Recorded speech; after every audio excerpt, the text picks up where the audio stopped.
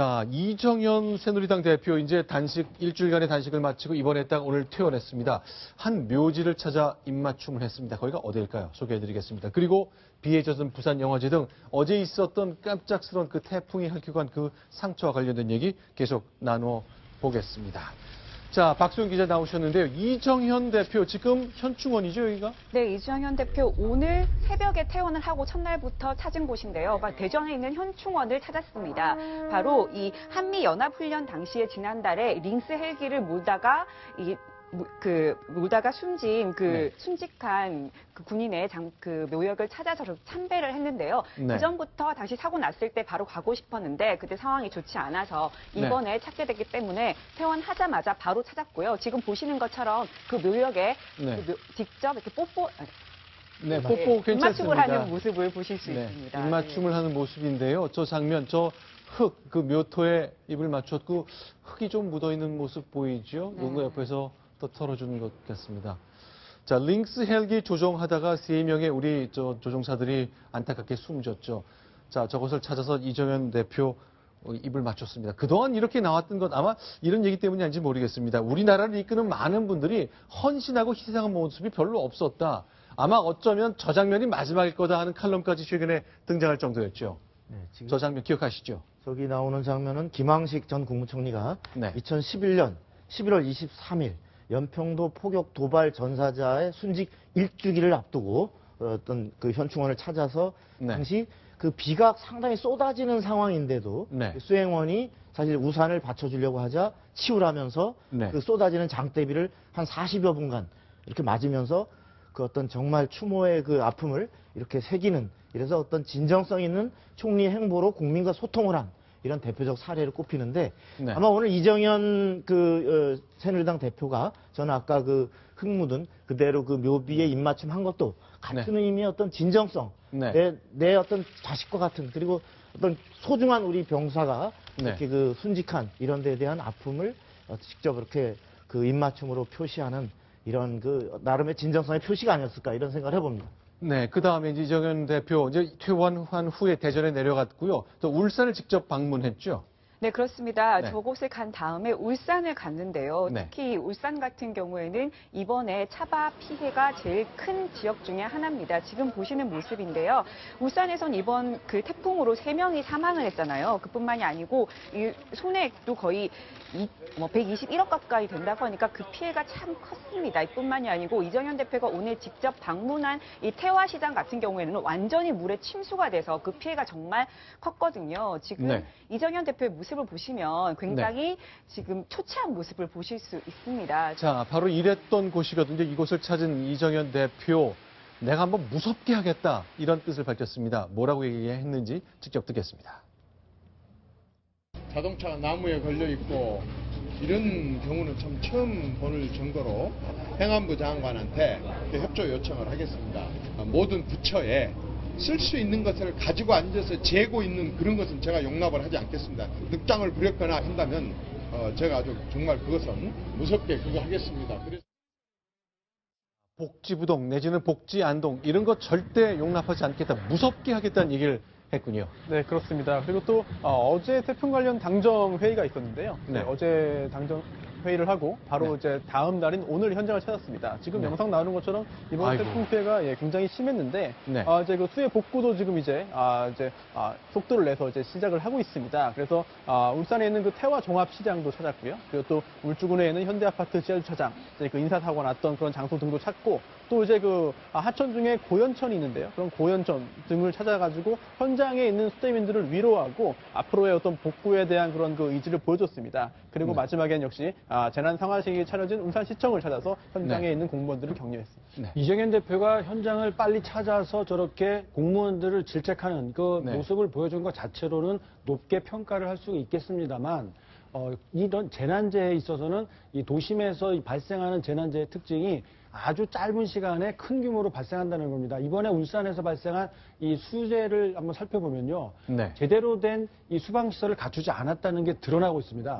비가 많이 와서 물에 잠기는 이런 그 자연적인 현상이 아닙니다. 특히나 이 도심 속에서는요. 비가 오게 되면 어느 정도의 양은 주변 하천으로 펌핑을 해서 퍼내야 되고 또 어느 정도의 양은 저류 시설이라고 해서 물을 가둬두는 공간을 마련해 놨어야 되는데요. 네. 울산 일대에는 혁신도시가 지어지면서 이 계획된, 그러니까 이번 비의 절반 정도밖에 가둘 수 없는 저류 시설밖에 갖추지 못했다고 합니다. 네. 그러니까 이렇게 갑작스럽게 큰 비가 오는 거에도 대비할 수 있을 만큼 충분한 이 수방 시설을 갖추고 있어야 하는데 아직도 그냥 주먹구구식으로 아주 조그마한 규모의 비만 대비할 수 있는 수준이라는 거죠. 이런 것들이 또 속속들이 확인이 되고 있으니까 네. 복구도 중요합니다만 앞으로 이렇게 수방 시설을 어떻게 더 확충해 나갈 것인가 이런 것들을 고민해야 될 것 같습니다. 자, 환경국무총리를 맞은 울산시청 공무원들 모습 보셨는데요. 실제로 태화시장의 상인분을 만나봤는데 너무 이번 피해가 가슴 아프고 북받쳐서 말씀을 잘 잊지 못하십니다. 그 장면 저희가 소개해드리겠습니다. 내가 빨리빨리 오는데 아무 데도 안 연락을 안 했던 되겠습니까? 그래가지고 죽는 줄 알았어. 정말 고생 많이 예, 이거 쓰레기 무가하고 달려있었어요. 그래 내가 부르냈습니다. 물이 너무 많이 한국에 나와 있더라고 그러니까 그렇게 한국이 없습니다. 빠져나오지도 못하고 너무 적장이 무너져갖고 그렇죠. 총리가 저런 현장 얘기를 직접 들어야죠. 그러나 총리도 이제 직접 저렇게 절절한 얘기를 들으니까 달리 위로의 말을 잘 찾기가 어려웠을 상황 같네요. 그렇습니다. 이렇게 갑작스럽게 큰 물이 상가에 들이닥쳐서 이 상인이 대피하지도 못하고 그저 지붕에 달린 줄을 잡고 있었다. 이런 설명을 하고 있는데요. 재산 피해뿐만이 아니라 생명이 위급한 상황에서 사실 그 상황에서 신고를 한다고 해서 즉각적인 출동이 쉽지 않았었던 것도 사실일 테고요. 주변에 아무도 날 도와줄 수 없는 이런 위기 상황이다라고 그런 이야기를 듣고 있다면 뭐 총리가 아니라 대통령이라도 어떤 딱 부러지는 위로의 말을 전달하기 쉽지 않았을 겁니다. 네, 실제로 이제 부산도 역시 큰 피해를 입었는데요, 박수영 기자. 네. 부산국제영화제 바로 이곳인데 이곳에서 오늘 이제 개막해야 되는 거죠? 네, 그렇습니다. 오늘 오후 7시에 이 해운대에 있는 야외 무대에서 행사를 개최하기로 했었는데 지금 네. 보시는 것처럼 해운대가 이 차바에 직격탄을 맞았습니다. 그래서 네. 지금 무대가 물에 떠내려가는 모습을 보실 수 있거든요. 그래서 부산국제영화제가 예정대로 열리지 못하는 것 아니냐 우려가 컸는데 일단은 예정대로 오늘 오후 7시에 열립니다. 다만 장소를 바꿔서 열리는 것으로 확인이 됐습니다. 저곳 평년에는 아주 화려한 영화제가 열렸던 그런 곳인데 네. 결국 그곳이 수마가 핥히고 가면서 아무것도 할 수 없게 돼버렸군요. 알겠습니다. 자, 그러면요. 이제 이렇게 대권 주자들도 이제 이런 상황 볼 때마다 하나둘씩 움직이곤 할 텐데, 현장에 일단 가는 것보다 현재는 서울에서 중심으로 다양한 정치 현상들이 벌어졌습니다. 그러나 이제 반기문 유엔 사무총장 아직 해외에 머물고 있잖아요. 자, 박소영 기자. 네. 누굴 만났죠? 네, 반기문 유엔 사무총장이 바티칸을 갔습니다. 이곳에서 바로 프란치스코 교황, 우리나라도 방문한 적이 있죠. 이 교황을 만났는데 이 두 사람은 원래 이번에 이 행사가 열리는데요. 바로 신앙과 스포츠 회의라는 행사가 열립니다. 이 회의가 신앙과 스포츠 모두 인류애를 발휘할 수 있는 것이다 보니까 이 두 개를 같이 합쳐서 하자라는 의지로 이렇게 모인 건데요. 유엔과 이 IOC가 같이 이 행사를 협력해서 마련하다 보니까 교황을 만나게 된 겁니다. 지금 행사에 참석한 반기문 그 유엔 사무총장과 이 프란치스코 교황이 만나서 악수를 나누는 모습을 보실 수 있는데요. 두 사람 굉장히 다정하게 악수를 하고 또 행사가 잘 되기를 같이 기원하고 있습니다.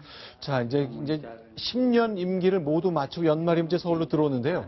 지금 이제 대통령, 반기문 유엔 사무총장의 마음은 이제 몸은 바티칸에 가 있지만 아마 마음은 국내 정치권에 관한 관심이 굉장히 많을 것 같은데, 제일 궁금한 것이 이제 연말 이후에 들어오면 연초부터 어쩌면 레이스가 시작될 수도 있거든요. 10년간의 공백을 과연 어떻게 메울 것인가? 어떨 걸로 예상하십니까? 네. 아니, 지금 이제 후임 유엔 사무총장이 정해짐으로써 사실상 이제 레임덕 세션에 네. 들어갔다고 봐야 되는데, 네. 그러면 원래 1월 달에 상당히 우리가 예상했던 것보다 빠른 시간 안에 국내로 들어오겠다라고 해서 네. 사실상 어떤 대선을 위한 그런 레이스를 시작할 것을 우리가 시사를 했는데, 네. 그렇다면 지금 여러 가지 국내 사정을 살피면서 어떤 향후 귀국 후에 행보를 대비할 가능성도 있고, 또 실제로 그 많은 유엔에 계시지만 현재 네. 여러 가지 국내 인사들을 통해서 전해지는 소식을 통해서 또 국내에선 또 반기문 총장을 지지하는 이런 인사들이 또 여러 사람들을 조직하고 다니고 있는 상황이기 때문에 네. 사실상 거의 이제 카운트다운에 들어갔지 않나 이런 분위기입니다.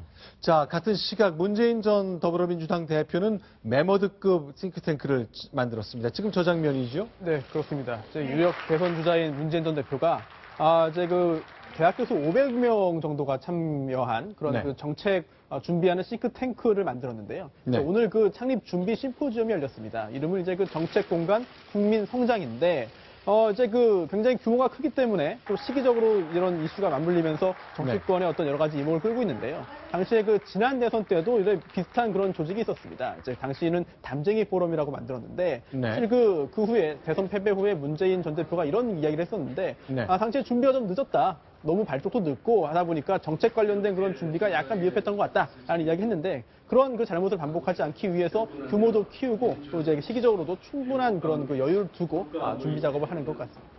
알겠습니다. 이제 대선 후보들, 주요 후보들의 움직임 저희가 정리해 봤습니다.